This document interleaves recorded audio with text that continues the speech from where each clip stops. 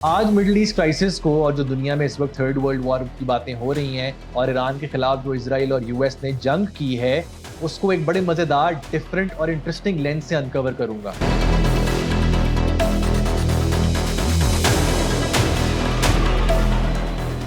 My name is Mohammad Shahrukh और आज मैं आपके साथ डिस्कस करने लगा हूं ऐसी चीज जो आपने शायद पहले ना सुनी हो। क्या आपने कभी यीनॉन प्लान के बारे में सुना है?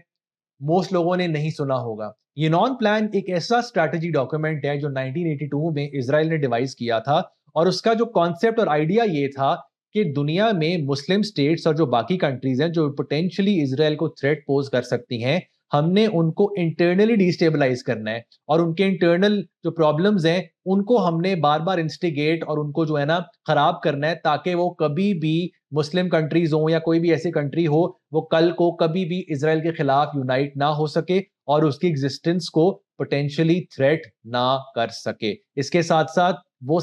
फैक्टर्स यूनॉन प्लान के अंदर डिस्कस किए गए जो पोटेंशियली इसराइल को ग्रेटर इसराइल, जो from the Nile river to the Euphrates river बनाने में कभी भी किसी किस्म की हिंड्रेंस या हैम्पर कर सकते हैं उसके प्लान्स को। सो ये बड़ा इंटरेस्टिंग कॉन्सेप्ट है जिसके अंदर आप आज देखें कि दुनिया के अंदर जो कॉन्फ्लिक्ट चल रहा है, आपका पैलेस्टाइन कॉन्फ्लिक्ट है, आपका इराक का कॉन्फ्लिक्ट हुआ, आपका इस वक्त ईरान की वॉर चल रही है, आपको सीरिया को जो है it has turn into a war zone, it is all divided, it is a war torn country. So potentially कहीं पे भी जो इसराइल को थ्रेट पोज कर रही है और बाय एंड लार्ज ज्यादा थ्रेट इसराइल को अगेन मुस्लिम कंट्रीज से ही आनी है, वो उनको डिस्टेबलाइज कर देते हैं। सो बेसिकली थिंकिंग ये है, if the neighbours stay busy fighting inside their own small states, they can't unite against Israel. So the bottom line is कि Yinon plan, which is a 1982 document, was devised to make sure कि Muslim countries को internally week करना है, destabilise करना है और वो अपने प्रॉब्लम्स के अंदर उलझे रहें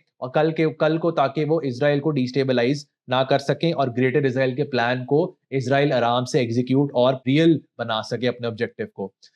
अब जो आजकल का मिडिल ईस्ट क्राइसिस चल रहा है, ईरान वॉर हो रही है, यूएस उसको बैक कर रहा है, ईरान को अटैक किया है, अभी भी आप देखें ये वही सारे अंडरलाइंग कॉन्सेप्ट प्रिंसिपल्स के ऊपर बेस कर रहा है कि कहीं से भी किसी भी कंट्री को जो पोटेंशियली थ्रेट पोज कर सकती है उसको वो इंटरनली वीकन करने की कोशिश करते हैं। यहां तक कि जहां पे शिया मेजोरिटी है वहां पे वो कोशिश करेंगे कि उनका लीडर जो है वो किसी तरह इंस्टॉल कर दें जो माइनॉरिटी से है, ताकि हमेशा एक रिफ्ट रहे, and vice versa. And they take advantage of all kinds of potential problems and issues that are happening internally in the countries to make sure कि वो मुस्लिम स्टेट्स और ममालिक अपने ही मसलों में इतना उलझे रहें कि वो जो आउटसाइड वर्ल्ड है उसके जियोपॉलिटिकल ऑब्जेक्टिव्स और जो इसराइल के वेस्टर्न इंटरेस्ट हैं वो कभी भी हार्म या जेपरडाइज ना हो। सो ये काफी इंटरेस्टिंग डॉक्यूमेंट है। नोटिस आप ये करें कि 1982 में ये डॉक्यूमेंट बना था और आज तक उसके ऊपर कंसेंसस है। और आप देखें अंडरलाइंग जो स्ट्रैटेजी, माइंडसेट, थिंकिंग, प्लानिंग जो है, जो एट प्ले है आज तक, आप देखें वो इसी प्लान्स के अंदर से रोल आउट कर रही है।